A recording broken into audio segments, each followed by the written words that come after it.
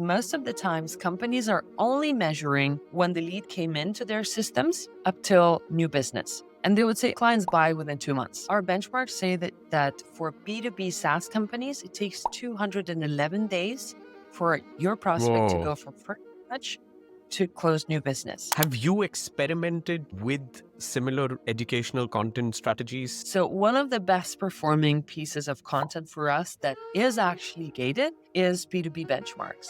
We did B2B benchmarks for LinkedIn ads, B2B benchmarks for Google ads, and marketers are willing to give out their emails for that type of content because everybody wants to know, am I performing comparing to the rest? How is market looking into this? One hack that I've seen really works well, because not everybody is a writer. They don't know what content's going to work. So we have tried to build agents. Whenever there's pillar content, like a podcast happening between you, CMO, and some expert, you feed that into the agent and you create like 30 pieces of content that float on a dashboard, and your sales team can pull it, post it. What that really does is that it takes the pressure off, but they still can leverage the playbook. AI is not really even writing that content. It's just identifying what goes viral and what could be relevant to your ICP, and it does that matching beautifully. Only 5% of your target market is in the buying mode right now, which means that the other 95%, you have to continue nurturing. You have almost 45,000 people following you on LinkedIn. I would equate it to almost 500,000 on Instagram. How do you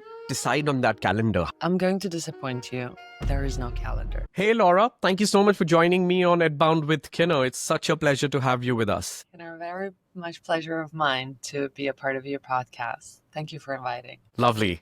Now, I know you're leading international expansion of this company that you're a part of now. You've had such an amazing career, but this new company, you've been part of it for a while now, Dreamdata, you're expanding it globally. So how would you introduce someone, about yourself? Like, how do you introduce yourself with so much that you've accomplished and done? Yeah, so I've started in Dreamdata right from an enterprise company. I've been working at enterprises in sales for a really long time. And while working at Gartner, I was approached by Dreamdata 5 years ago. And back then, moving from an enterprise company to a startup, it was a big leap, both salary-wise, trust-wise. Nobody knows the brand. And I was to sell a product that nobody knew on the market. I knew it was cool, but kind of, how do we sell this? How do we take it out? And now 5 years later, it was an insane journey because at the beginning, we had close to no revenue. And now we are topping, what is it now, $5 million in revenue and going further in splitting it out into Europe, and US sales have plenty of traction in the US for a European company. This is very, very big. This is my journey, and it has been a lot of ups and downs, mostly in sales, that I have been involved in all of the development of Dreamdata, though a lot of the social selling that we're doing interacts with both sales and marketing. And it speaks very well into the marketing persona that we are selling our product into and who is interested in looking Dreamdata up. So there becomes that type of interconnection of how we are on LinkedIn, how we are perceived on LinkedIn. Marketers like it. And since we are selling to marketers, it is a perfect space for us also to be at to generate demand out there. Wow. No, this is a unique space to be in, and the way you've kind of built the brand, only through LinkedIn, you've been able to build a pipeline that's kind of a few $1 million now. So I would love to know a little bit more about the playbook there, the social selling, and, let's just open it. And I'm going to ask you a few questions so people listening to us, they kind of really learn the playbook. So let's begin with understanding, how do you define social selling? Yeah. So social selling, it is selling your product without actually speaking directly to the people that you're trying to sell it to. So for me, activities on LinkedIn,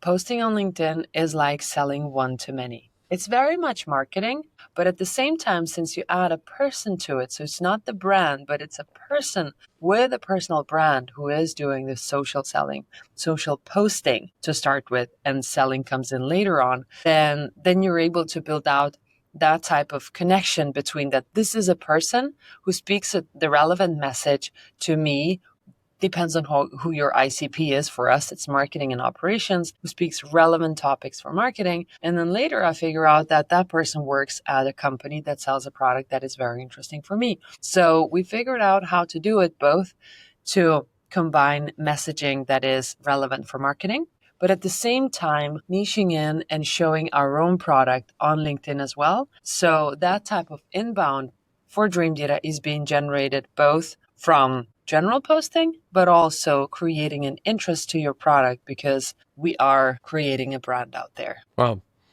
I know that when you think about social selling, and I understand the concept of you kind of promoting the brand and looking at your ICP and creating messaging, how do you ideate to begin with? When you build your calendar, a lot of people say talk about, things that are popular, in trend, and then mix it up with your demos. I know you have almost 45,000 people following you, and it's a great number on LinkedIn. It's mighty powerful. I would equate it to almost 500,000 on Instagram, right? I mean, it's that powerful. How do you decide on that calendar? How does the whole process begin? Yeah, of course. So I'm going to disappoint you. There is no calendar. If you are to start building on LinkedIn, I would not start building a calendar or following any trends. To start with, I would define who it is that you want to become relevant for. So defining a group of people that you're trying to probably sell your product or at least be relevant to. So this is going to be the group you're speaking with. Because if you're following trends, you're going to be relevant to nobody. Nobody will really care. Maybe you'll go viral once in a while, but this is irrelevant for the target that you are on LinkedIn for, which is most of the times revenue. For one or the other way, if you're a single person who is trying to build up your own personal brand for some reason that you would like to sell your services, or for the companies that you are representing for. So first of all, define who you want to be relevant for. Let's unpack how Dreamdata does this. So if we say we want to be relevant for marketers or operations, these are very different personas. That's why we have to hone into one or the other more than just being relevant for both. So let's just continue with the marketing path. What I did to start... Can I add on something? Yeah. Like I want to market here in general in any company or B2B companies or SaaS companies or healthcare, fintech. What exactly? Like let's zero down. Point. Yeah.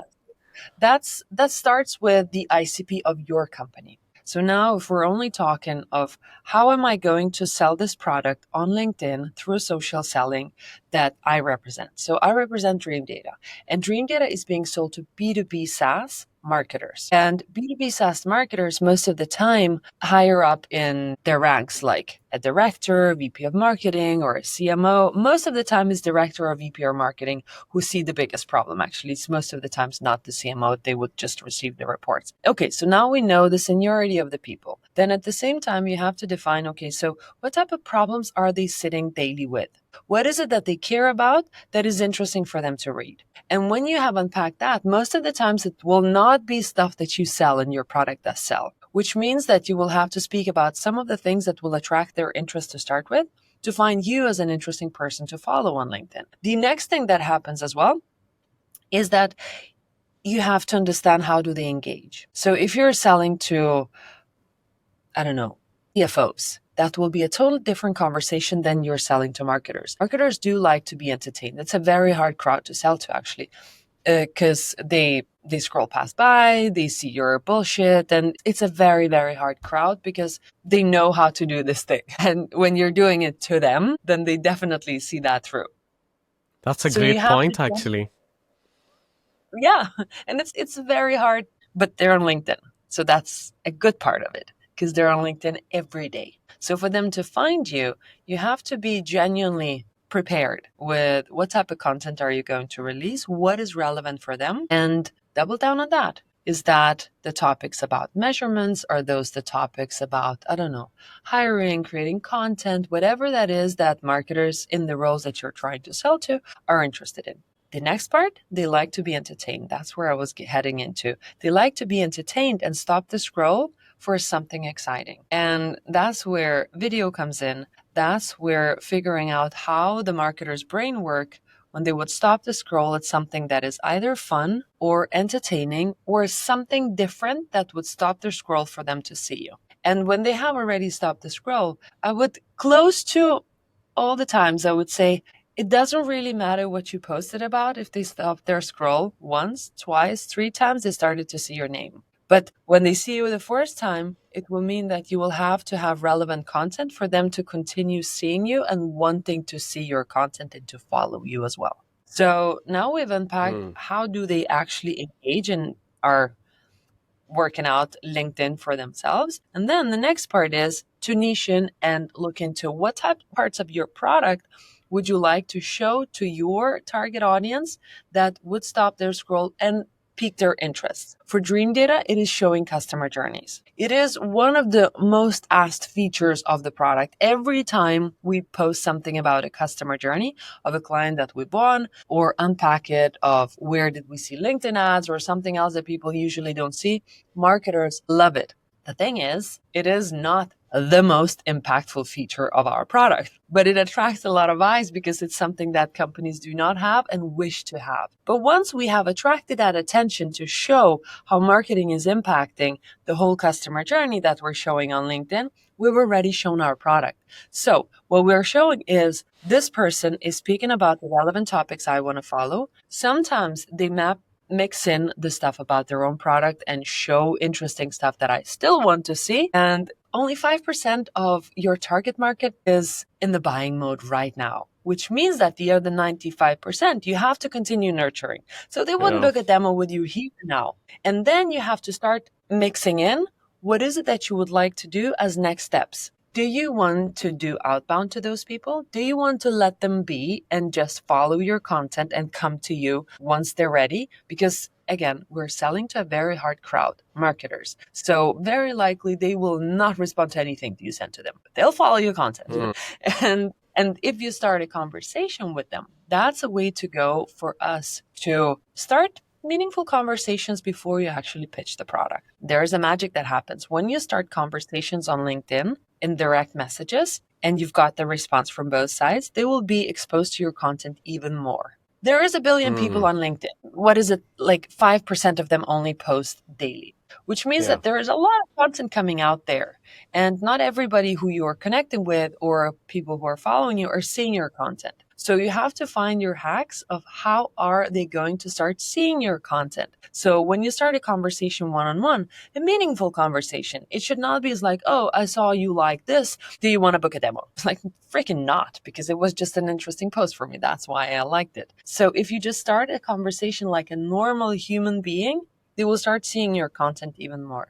And the next time when you start, so that's how the next step, what we do at Dreamdata, we follow signals as soon as these companies land on your website. So somebody from, I don't know, whichever company, let's say company X, is on Dreamdata's website. So now I know I started conversations with these people. They started going onto my website. I still don't know if that's the same person who goes into my website, but I know that this company is already looking into Dreamdata on the website.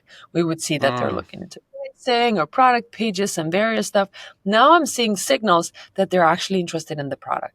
And now I can go out and start the conversation about attribution, measurement, and so on, and ask for a demo. So it is a long tail process. Again, we're working with a very hard crowd. So you can't go in and just pitch directly because you will just burn the bridges. I have done that a lot, so just don't do it. Ask me about all the mistakes I want to learn made. more. I want to kind of learn about this skill more because, it seems like you've cracked the code there. Let's just drill down a little bit into this specific aspect. Can you give me an example of a conversation that you ignited recently? Exactly the trigger. So let's just run the user journey. Let's say I interacted with your post. Would that be the time? I mean, let's run an example of someone. Maybe you can change the name, but I want to hear from you. Recent conversation. How did you trigger it? What was it that you said? When did you decide you're going to say that, right? Yeah, of course. So when you like the post, I do nothing. When you comment on the post, nothing.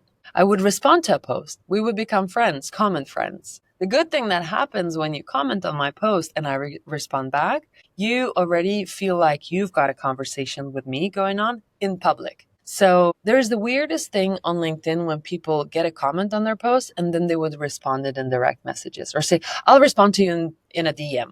Imagine this conversation in public, in like a normal group of setting of people. Somebody asks you a question after a presentation, and then you say, I'll get back to you directly after the presentation and I'll go over to you and just talk one-on-one. No. When somebody asks something to you in public, you have to answer in public, yeah. And continue that conversation in public, because moving it to private is awkward. And what happens is everybody else is watching that conversation, which is a double win for yourself because you're answering the question and showing your knowledge as well to the other person. Like unthoughtful comments, just don't do it. Nothing happens with it. Just like a post and continue. But anything like, oh, agree, good point, whatever that is that people are trying to do, this is just crap. It's the same as spam. Like leave a little more. If you don't have much to say or you're too busy, just leave a like and go on with your day. Anyway, okay, so I responded back to a comment and I most of the times would not do a thing. We have signals of hundreds of companies looking into our product every single day, looking into Dreamdata. So we have already defined what are the right signals that we want to look into. And as soon as I see that there are signals that are defined like companies that I want to work after, what I can do with Dreamdata is I can add that company. Let's say somebody from company X is my target audience. I would add it into a signal for Dreamdata. As soon as this company interacts with our website, please ping me. And I would get a Slack notification in Dreamdata. This company's on your website. Great. So I can go out, since they have been seeing my content before, I can go out and connect with some of those people and start conversations on LinkedIn, start normal conversations before I ask for a meeting. So in that way, it does not feel awkward. It does play into the role of we're seeing signals, we're seeing you are on our website. And actually, that is a free part of Dreamdata's product as well, IP to company lookup. So I'm seeing that the company X is on our website. I'll go back to those people that are my target audience, or maybe I'm already connected with them on LinkedIn to start those conversations, to be able to book those meetings. And it feels like it is a very long tail and hard work. But as soon as you build that out as a process within the team and define who your target buyers are, which companies are you going after? If it is an ABM list of companies that you really want to go after, then you will have to make sure to both post relevant content for these types of people, have them in the signals list as soon as they start showing intent for you, look it up, and then start working, figuring out, are you going to reach out to them on LinkedIn, giving them a call, and so on. So it is a very well-defined process internally, both operationally, but also how are we going to reach those people as well. No, sounds quite elaborate, and I mean, sounds really good. So how long would you spend on LinkedIn every single day trying to build this network? It's a question that I often get asked, and I want to know it from you because you're doing it so well. Yeah, and I'm a very bad example because my LinkedIn is on all the time. I'm in sales, so that's very normal. I'm in sales. I do write direct messages to people through LinkedIn, sometimes emails and so on. So it's on all the time. But for the content creation piece itself, so I push content every single day, except weekends. So 5 days a week. And before in time, it used to be just myself writing my posts and creating videos, adding pictures and so on. And it doesn't take me a long time. That's why I'm the worst person to ask this question, because I enjoy it. It gives me energy. And as soon as the post is out, then you can see the performance of the post pretty much. When you have added your own creativity into it, then it performs well. But now there is a lot to do besides LinkedIn. So twice per week, since I run our podcast together with our CMO, then we would create videos out of those podcasts as well. That helps me to add a little bit of a different content. So I was on a podcast with Cognizant or whoever else, and then I would post stuff about that specific presentation that we discussed or their performance on some. The last one actually was about signals with Cognizant. And we would have our content marketer creating some of those posts and creating videos, but then I would add in my flavor of the text added to that type of a video. So twice per week, I'm releasing some videos from our podcast, and then 3 times per week, something else comes out. And I'm making sure that at least once a week, I'm posting a customer journey. So it is a product marketing piece that comes out, so something from the product. And then twice per week, I would be posting something a little bit different. And most of the times, that's where the creative piece comes in. If we would be talking which ads are working nowadays or something different that we have tried. So that's, you could say, I started by saying that there is no calendar, but there is kind of a calendar in my head. So there's no schedule or something like that. But this like 2 videos, then a customer journey or a product marketing post, and then 2 different posts within that week as well. All right. Okay. No, that sounds like a calendar, but I mean, it's just a subtle, let's say, an invisible calendar, because you have it really well thought out and planned. I mean, your podcast content and all of this mixed together. So, no, that kind of sounds like a good strategy to build this playbook. Now, I want to know a little bit about customization that you would do if you understood that, okay, there's this company which is not in the usual region of where you do your business, and this is in, let's say, Middle East, Europe, somewhere. Are you going to tailor anything, or your content isn't going to change? Would you follow the same strategy, or would you adopt it in any way? How does it work? So if we were selling to a different market than we're selling right now, right? That was the question. Where do you sell? Where does the biggest customer base come from right now? Yeah, so we're 50-50 Europe and the US. Okay. And when saying Europe, then like, are you selling to the Nordics or are you selling to Spain? Then it's also kind of very different way of working around it. But the good thing is we are selling to B2B marketers, and that role is very similar. B2B SaaS marketing role in Europe and the US is very similar. Well, most of the times European SaaS marketers would be looking up to Americans what it is that they're doing, because most of the times it's a bit further ahead, a bit more different than what Europeans would be comfortable with. We still see a lot of lead gen all over the board, but more in Europe as well. So we sell to Europe and we sell to the US. The content does not differentiate for those two, the same people that you would be looking into. But if we were to sell to, I don't know, Asia, let's say that was our target market, or even Australia, I would have to figure out what's interesting for them and how do they perform. The very easy hack for whoever is trying to start this off, look up the influencers or people selling to those markets. How do they speak? What do they focus on? And what's be working for them, and test your own out. So don't copy, but try to figure out, how can I adapt my content for it to seem similar like theirs? Start by commenting on their posts as well, for you to start appearing on their posts, for people who are following them would start seeing you as well. And then naturally it will be a little bit easier for you to move over and start creating posts that their audience seems to be liking as well. Yeah.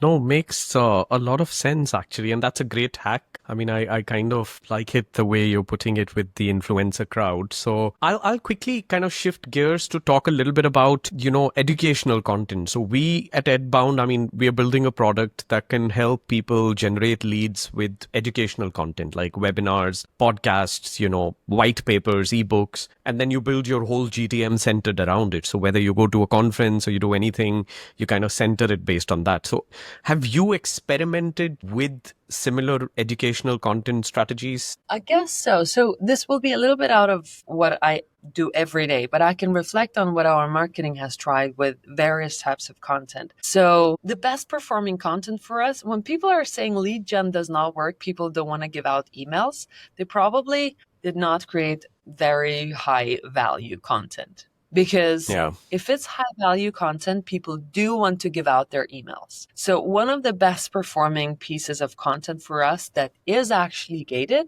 is B2B benchmarks. We did B2B benchmarks for LinkedIn ads. We just released B2B benchmarks for Google ads, and marketers are willing to give out their emails for that type of content, because everybody wants to know, am I performing comparing to the rest? How is market looking into this? And where should I invest my next dollars? Gated content does work, but it has to be very well worked out. You can't push AI generated content and put it behind a gate. You can't. Even nowadays, you can't push AI generated content and put it on your website. It's crap in, crap out. People don't want to read it. If you did not spend time figuring out what you're going to write it in a different way and insightful how a human would write it, why would I want to read it if it's created by AI? Nobody would like to. This is so normal and human. And the same goes for podcasts and webinars as well. If you are creating webinars for just promotional pieces for your own product, hopefully then you have created demand enough that people do want to see that type of promotional content, or then you have to be Salesforce or whoever other company that people want to hear, what did you release recently, because it is so cool and it is so like unheard because everybody wants to do as good as they are doing. So for webinars, I would say you have to be educational. You have to bring in people that your audience would like to hear from. And then as soon as you're done with that, repurpose. As soon as you found content pieces that people wanted to attend, wanted to see, wanted to listen to, repurpose. Create videos out of that, create blog posts out of that, and try to see for your audience, how does it perform? Which of those pieces are the most exciteful ones for them? And what we do at Dreamdata, that's a part of the product too.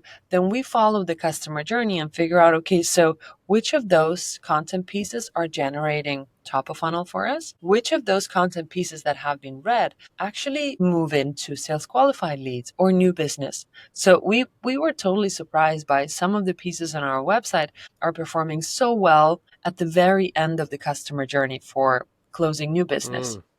And we usually thought that nobody's actually reading them, but it was a total different understanding. And that's why we had to revamp some of the content on the website as well. So follow your buyers, create quality content, and try to figure out which of that is actually performing for you towards pipeline, because this is our main goal. We're not here just to educate our market. We're here to sell. And you want to figure out what type of content actually helps you sell at the end. Be relevant on the top, but make sure that you also have content that is relevant for everybody who wants to buy further down the line. Yeah. No, makes so much sense actually. Now, when I look at your entire playbook and how you kind of do social selling, I want to connect some dots with the last mile. Since you just spoke about, bottom funnel and some of the pieces that convert really well. I know you're busy. I mean, you're leading the entire expansion piece. How do you handle demos? Is the last mile, is it product led? I mean, do people get into self-explanatory demos, or your sales are happening because people get on these demos and there's a human kind of taking these, and how does the cycle look at towards the end? Yeah, well, our customer journeys are long. You would be surprised when you learn from how long time does it take from the first touch to the very end. Our benchmarks say that for B2B SaaS companies, it takes 211 days for your prospect to go from first touch to close new business. What's the AOV? So what's your AOV? What's the average order value for a year for a general customer, or let's say the average? For the benchmarks that we did, I think it was around 2K. And it goes from like smaller amounts to all the way to higher enterprise sales as well. But that was the benchmark for all the B2B SaaS companies that we did the benchmarks on. And imagine 211 days. Oh, that's a big number. But so don't be misled by the number, because most of the times companies are only measuring when the lead came into their systems up till new business. And they would say, oh yeah, so our clients buy within 2 months. But what is usually unseen is the first touch of your customer journey before they convert it. They look you up for several months before they are actually submitting that demo. What you were talking about, the actual transaction of how are you selling. So everything marketing does before they submit demos is insanely powerful, but you have to map it out to be able to know, okay, if I'm releasing a piece of content or something that I'm expecting to generate leads, it will probably take me several months to actually start seeing pipeline. And what kind of milestones do we want to set to be able to see if that's performing well? But your question was about the lower part of the funnel. So yeah. Okay. So when people come in and book demos with Dreamdata, they do want to see the product. Before they book demos, we do have interactive demos. We have videos for them to watch, and all that self-serve that they're able to help themselves to understand, is this product for me as well? So nowadays, buyers are so well educated that they don't want to just book a meeting with sales to be able to see a generic demo. They expect that to be ready. Expect it to be ready on video, on interactive demos, in screenshots, and very well-defined messaging on the website. So when you've got all that covered, which is a very hard piece for marketing to do, then they would book in a demo and would expect that to be personalized for them. So when somebody books a demo with Dreamdata, we have a huge sales team, and it's only account executive. We do not gate them with like emptied SDR short meeting before they go to the account executive. No, all of the ICPs with Dreamdata start talking with an account executive who is very well versed in the product, and we'll be able to guide them understanding what they're trying to achieve and showing them in the product of how that would work for them. And that approach also instantly helps to create quality, but also be very fast to disqualify. So a win-win for having a senior AE speaking with your target audience instantly is from both sides, because the buyer feels special because they are able to see the product out of the bat that is tailored for them. On the other hand, if the use case is very niche and very likely we're not going to be able to work together, a senior AE would know. A junior SDR would not, and would continue speaking to that prospect and wasting each other's time, more or less, where we could help them out with videos, interactive demos, or maybe jumping on a free account of Dreamdata instead of trying to sell to somebody who is actually probably is not going to be a very good fit. So we start talking with them through demos. And that's how the process continues, basically. Then most of the times, even more technical people would join calls as well to help them identify, because we sell to many buyers, and marketers usually bring in more technical buyers as well from operations who want the technical discussion on how all of these pieces would be connected as well. So is your account also booking demos? Like you start these conversations, and I know somebody could be deep down in the funnel.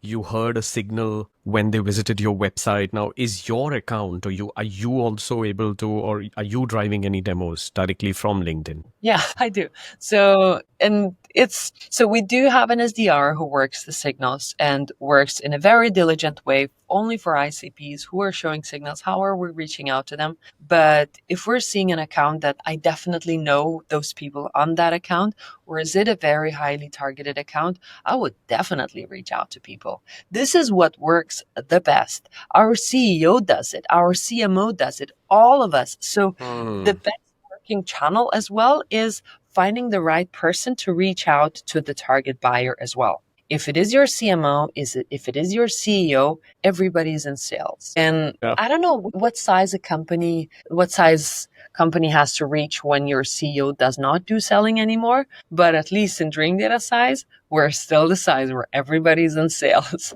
And then as soon as the meeting is booked, then it would be passed to the next person to take the demos and to continue the discussions. If it is a very high target account, the person who booked the demo would probably also join the call as well. How do you train salespeople to follow the process that you follow and set the example? Are they also pushing out content? And because you mentioned CEO, CMO, everybody's selling, but are they all also doing social selling, or are they just kind of, doing it ad hoc? How does it look like? The founders do. The founders and C-level do push the content out. And they get some help from marketing for some of the posts from our podcast, but a lot of posts are also personally created. So they would create their own posts, and depending on the role, then sometimes our CMO is amazing. So we started together with Stefan doing all this LinkedIn social selling stuff. So he doesn't need any help. Our CEO is great. He comes from the CRO role. So he speaks a lot about the processes of sales as well. How are we doing this in Dreamdata?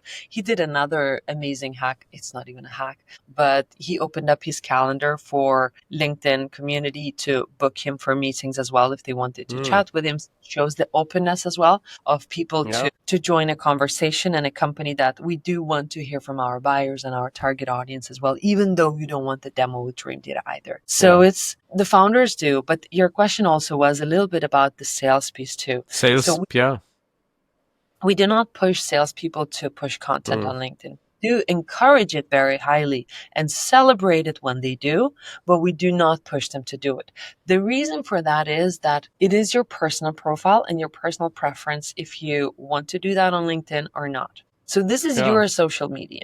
It is not owned by the company. And if you feel like you would like to do it and you need some encouragement or some help, we're all in. We're all in to help you out to understand what you would like to speak about. But if you're better at writing a couple of emails, follow-ups, or calling a client, do that. Because if it requires mental load for yourself to create some content, push it out, and you feel sure, do I want to do this? It will shine through, and it will be such a hard work to continue that momentum after those couple of posts. So there is no push, but there are a lot of people who are a part of this journey because we do encourage it. We do celebrate it. We see that working. So it's great. One hack that I've seen really works well to solve this problem, because I know not everybody is a writer, they don't think social, they don't know what content's going to work, is so we have tried to build agents. Whenever there's pillar content, like a podcast happening between you, CMO, and some expert,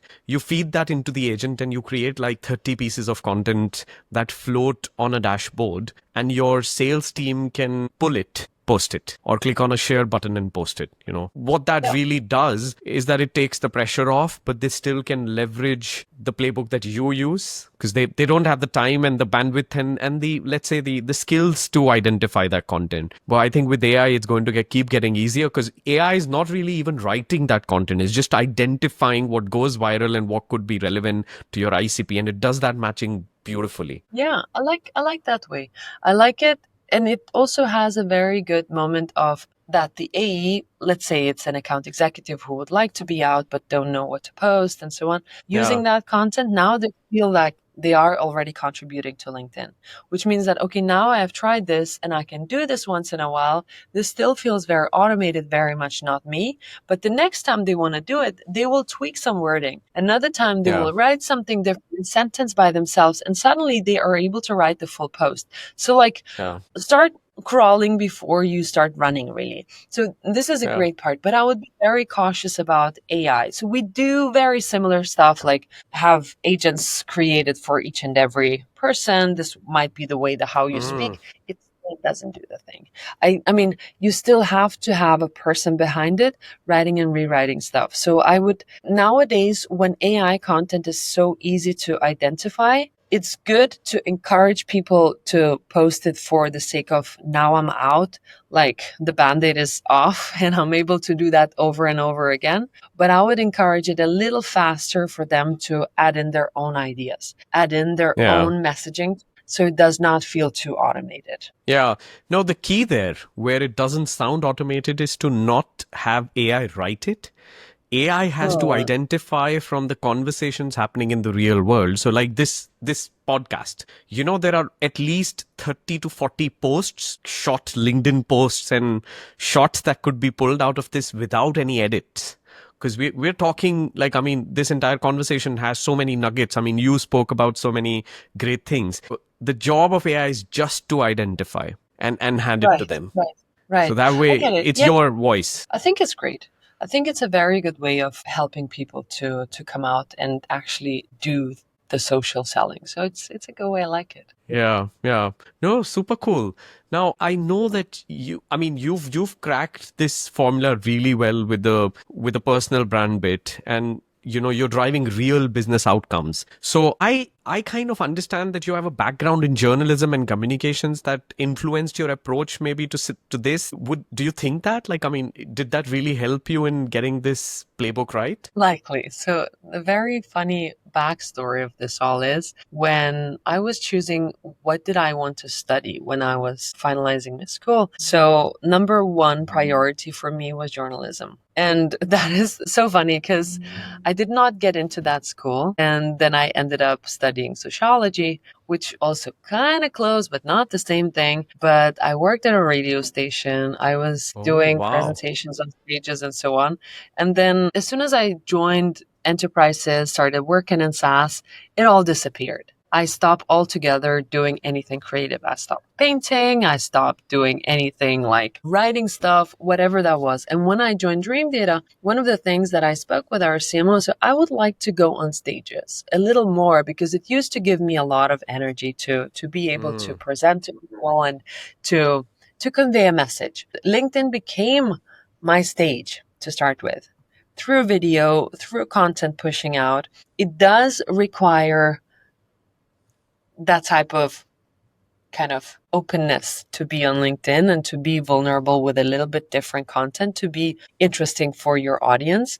But then it ended up being a part that took me on stages, on various podcasts, and then various presentations around the world, more or less. So yes, I do agree that it is a big part, but it also has to be your interest. No, I think it all came together because, when your ability to identify the right words, the kind of things that you just spoke about, looking at what type of content influencers are pushing, that's all your sociology and journalism and, all of that training coming together. So, no, I get it. And I think it's great that in today's time when there's so much of content, people can listen to your insights, which are such a distillation of all that you've done and so many experiments. So I feel kind of lucky to be able to hear about them. I think these are.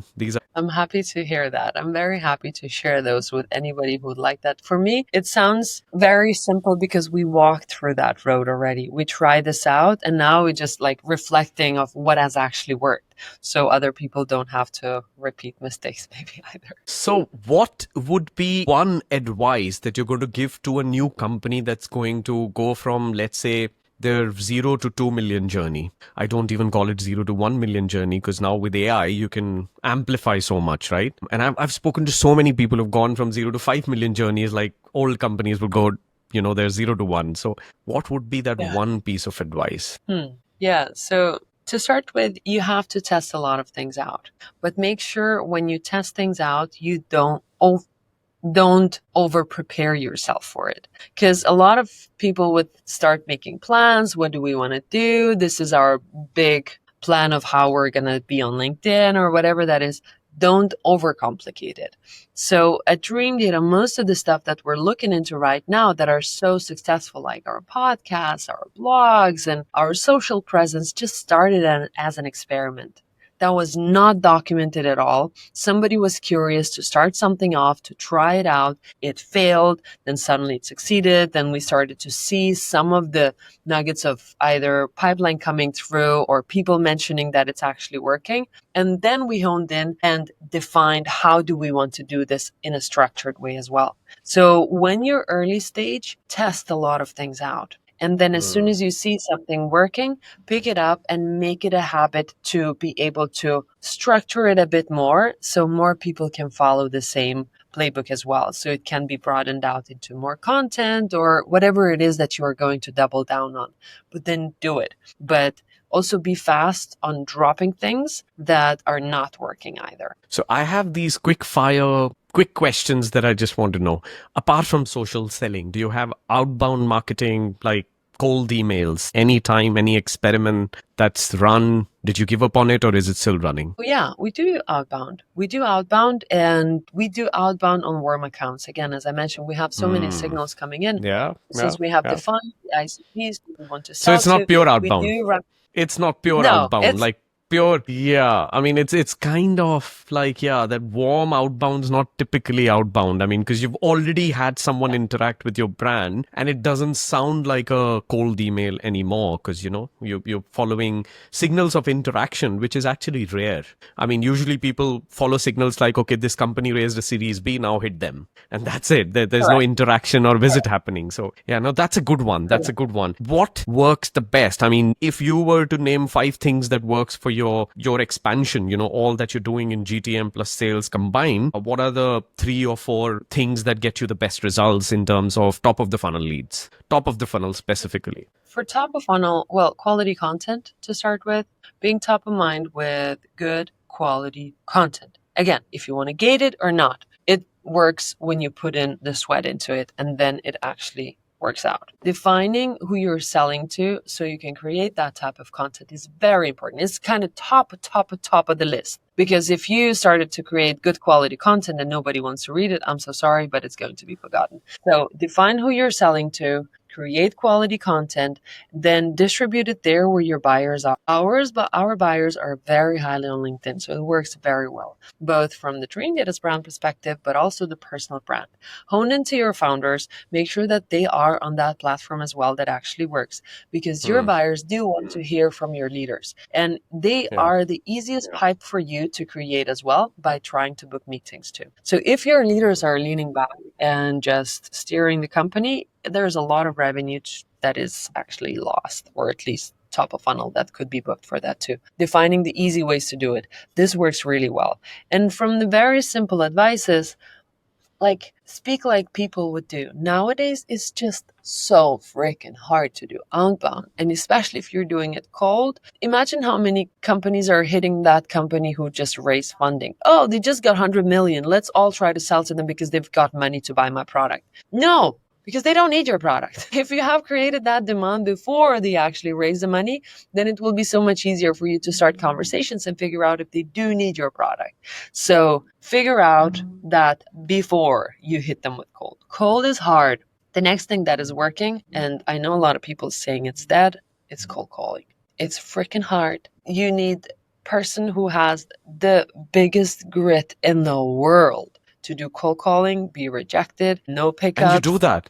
So Dreamdata, I mean, it's part of your playbook, right? I mean, that's surprising, actually. I never expected that. So how do you identify the leads or the targets? So it's still the same. We've got signals. We've got plenty of signals. We know who our buyers are. So then we do know which people would be the usual buyers from companies who are showing us signals. It's not entirely cold. It's not like Canada cold. It's possibly, I mean, I don't know how to kind of like, it comes down. It's much warmer. It's not like ice cold, right? So I think, yeah, I get it. No, but fantastic. What else? Yeah, I think that's most of that what's actually working. Human conversations and connections. This is something you can't really scale. And that's like, you can only scale it for people. And it is not something that you can put into a precise playbook of how to reach out to a person if they are already interested in your product. You have to figure out what's relevant for them, how to write that message. And we've got a list of messages that usually gets responses. But that's very simple playbook, but you got to niche in and do quality, and then it actually really works so well. Wow. Well, it's been such a journey of, kind of experiments for you. And I'm so happy that you kind of shared all of this so candidly without holding back anything. And, really, really happy that I think people listening to this, there's so many things that we could all apply. So thank you so much. Really appreciate your time and being so candid, Laura. Really appreciate it. And thank you so much for joining us, actually. Thank you for your invitation, Kinner. It was a pleasure. Lovely. So, no, I hope that we get to do another version of this because, we hear back a lot about people trying a lot of this stuff. But, your IP to conversion, like, I mean, the account identification with IP addresses. So you mentioned that you do have a product like that, and I'm going to give it a try because I know that. But does it work across the globe? I mean, or do you have data pertaining to certain geographies in Europe and US? How does the product really work? Yeah. We don't sell it. So that's also the thing that I don't have a pitch of how does it perform in Asia comparing to Australia and comparing to the North Americas. But what we did comparisons on some of the other IP to company lookup that people need to pay for, we do uncover up to 80% of anonymous traffic. It's a great number. And it's free till about a certain limit, or, I mean, how many accounts? It's just free. Wow, this is good. I'm going to kind of highlight that in the, in the session and the playbook. But I think, people would love it. Another thing that is free in Dreamdata's product is LinkedIn ads impressions. So you're able to compare, okay, you're targeting some companies with ads, and you can start seeing, are the target audience seeing my ads? And then you can compare it with, are they actually landing on my website to show that intent without the conversion? So you start joining the pieces of that dark funnel. It's not that dark really. And it's a part of the free product. As soon as you wanted to add in your CRM and join it with the next pieces of your market, then you get into the paid product. Wow. No, this is fascinating. Well, thank you. I'm going to highlight that in the playbook, and really appreciate the time. I know it's early for you right now, right? I mean, it's what, 10 a.m. Yes. No, I have somebody else also from New York just going to talk to me, an influencer, but this has been fantastic. Thank you so much for joining us, Laura. Really appreciate the time. Thank you so much for the invitation. Good luck with skating as well. Oh, thank you. Thank you. Bye.